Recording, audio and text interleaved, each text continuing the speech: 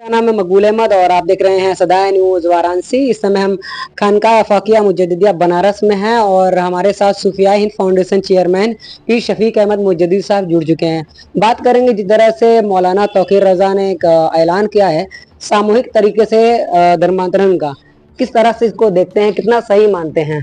धर्मांतरण इस्लाम में किस तरह से देखा जाता है? इस्लाम में धर्मांतरण इस तरह सामूहिक रूप से कराना और ख़ास तौर पे हिंदुस्तान की सरजमीन पर ऐसा पहले कभी नहीं हुआ है।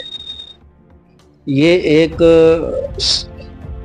राजनीतिक स्टंट है। जिस तरह दूसरे मज़हब के लोग इस्लाम के ख़िलाफ़ बोलते हैं और धर्मांतरण की बात करते हैं, तो उस एंगल से अगर देखा जाए तो दोनों राजनीतिक फ़ायदा उठाने के लिए एक दूसरे पर इस तरह के आरोप प्रत्यारोप लगाते हैं और धर्मांतरण की यानी अपने अपने धर्म को सर्वोच्च दिखाने के लिए ऐसे तरीकों का इस्तेमाल कर रहे हैं।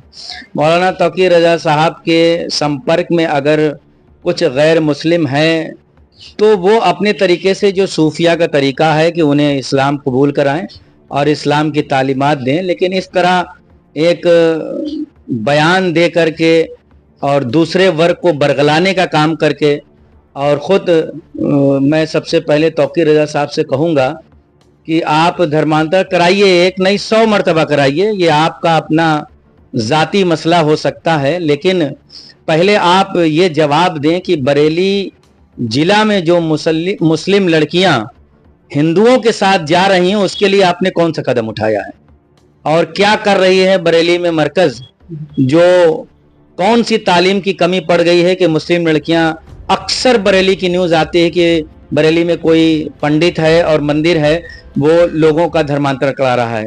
तो ये देखी देखा धर्मांतरण कराने की भी कोई ज़रूरत नहीं है, बल्कि सभी लोग अपने बच्चों की तालीम इस तरह करें कि उन्हें इस्लाम और गैर इस्लाम का फ़र्क महसूस होना चाहिए। सीधी तरह से कहा जाए कि ये गलत है, ऐसे तरह नहीं, गलत की बात नहीं, ये एक राजनीतिक स्टंट है अपना अपना नाम कमाने के लिए, चाहे वो सनातन धर्म से ताल्लुक़ रखने वाले हों या ईसाई धर्म से रखने वाले हों या अपने आप को हम कह करके कि हम इस्लाम धर्म से ताल्लुक़ रखते हैं और इस तरीके की बात कर रहे हैं, तो ये सिर्फ एक राजनीतिक स्टंट है।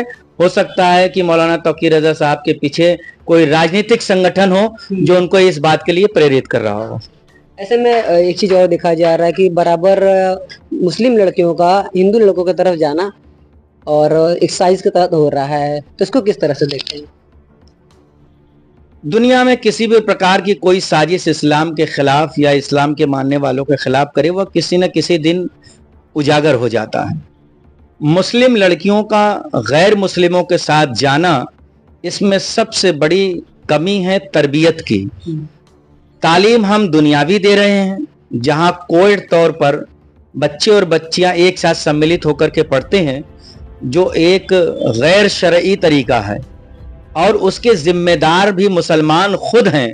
अगर मुसलमानों ने आज़ादी के बाद जलसे और जुलूस पर पैसा ना खर्च करके अगर उन्होंने इंटर कॉलेज और डिग्री कॉलेज बनाया होता तो आज हमारी लड़कियां इस्लामी तालीम और तरबियत में होती, उनके तहजीब अच्छे होते। और ख़ुद मुसलमानों के घरों में जब तहजीब और तरबियत दोनों ख़त्म हो चुकी है, दम तोड़ चुकी है, इसमें सबसे बड़ा हाथ लड़कियों के बिगाड़ने में उनकी माँ और उनके बाप का हाथ है। ऐसे में किस तरह से इस्लाम पर बराबर हमला हो रहा है और देश में मॉब लिंचिंग बहुत तेजी में हो रही है। 4 जून के बाद काफ़ी लिंचिंग हुई है, कई मौलाना को कई जगह मार दिया गया, काट दिया गया है। तमाम कानून बनते हैं, इस समय नए कानून क्रिमिनल कानून बने हैं, तमाम कानून, लिंचिंग पर कानून क्यों नहीं बनता है, किस तरह से? ये बात सत्य है कि हिंदुस्तान में आज़ादी के बाद ये विगत 10 वर्षों से सबसे ज़्यादा जो लिंचिंग हुई है वो मुसलमानों की ही लिंचिंग हुई है। ये एक शर्मनाक घटना है और हिंदुस्तान के आइन पर एक धब्बा भी है कि तमाम कानून पर कानून बने जा रहे हैं या उनके धाराओं में तरमीम की जा रही है, उनकी संख्याएं बदली जा रही हैं, कानून कड़ा किया जा रहा है, लेकिन लिंचिंग पर अब तक कानून न बनना बड़े अफसोस की बात है।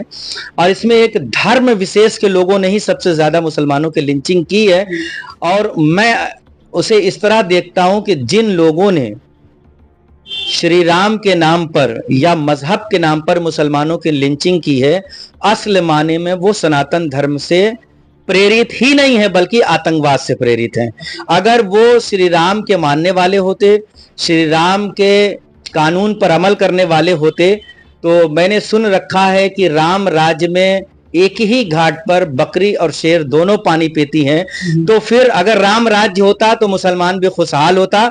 यानी ये बात सत्य है कि कोई भी व्यक्ति राम का नाम लेकर अगर किसी दूसरे मजहब पर हमला करता है तो वो सच्चा राम का शहदाई नहीं हो सकता, बल्कि वो आतंकवादियों से प्रेरित और आतंकवादी घटनाओं को अंजाम देने वाला है। ऐसे में कई पार्टियां इसमें तमाम तरीके से चुप बैठी हैं। एक मुस्लिम जो अभी लोकसभा चुनाव में 70% वोट दिया है, ज्यादा से ज्यादा, एक मजबूत विपक्ष पहुंचाया। उसके बाद जहां ओवैसी साहब बोल रहे हैं, वही दूसरी तरफ देखा तो जो जिम्मेदार हैं, कौम के जिम्मेदार मौलाना लोग, तो वो लोग इसमें चुप क्यों हैं, एकदम चुप्पी क्यों साधे हैं? बराबर लिंचिंग हो रही, कहीं ना कहीं मार दिया जा रहा है। तो देखिए, मुसलमानों ने किसको वोट दिया नहीं दिया ये एक अलग मसला है। अगर विपक्ष मजबूत हुई है तो मैं स्पष्ट ये बता देना चाहता हूं कि भारत के अंदर कोई भी राजनीतिक पार्टी मुसलमानों की हितैषी नहीं है, चाहे वो कोई भी पार्टी हो। ओवैसी कह रहे हैं, ओवैसी जी का अपना एक स्टंट है। ओवैसी जी आरएसएस के खिलाफ भी बोलते हैं और उनके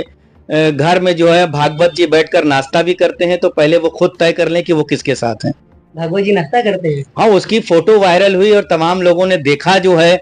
तो ये जितने नेता है ना, इनका तो कोई धर्म ही नहीं, पार्टी मुसलमानों की हितैषी नहीं है, चाहे वो कोई भी पार्टी हो। ओवैसी कह रहे हैं, ओवैसी जी का अपना एक स्टंट है। ओवैसी जी आरएसएस के खिलाफ भी बोलते हैं और उनके घर में जो है भागवत जी बैठकर नाश्ता भी करते हैं। तो पहले वो खुद तय कर लें कि वो किसके साथ हैं।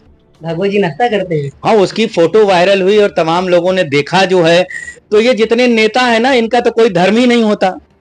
इनके धर्म का क्या, आप इन्हें संसद के बाहर देखेंगे, स्टेज पर लड़ते झगड़ते नजर आएंगे। अभी किसी के घर में शादी हो जाए तो वो आशीर्वाद देने भी पहुंच जाएंगे और सब एक दूसरे से मिलते हैं।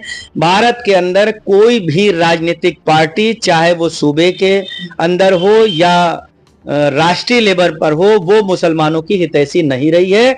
अब तक देश के आजाद होने से लेकर अब तक जो भी 30,000 छोटे बड़े दंगे हुए हैं, उसमें सिर्फ और सिर्फ मुसलमानों का नुकसान हुआ है, जानी और माली दोनों। किसी भी राजनीतिक पार्टी पर मुझे कोई भरोसा नहीं है। इसमें ये कहा जा रहा है कई संगठन मुस्लिमों के हैं, वो चुप क्यों हैं इस पर, अगर से मुसलमान मारा जा रहा है तो? मुस्लिम संगठन बुलडोजर से डरा हुआ है।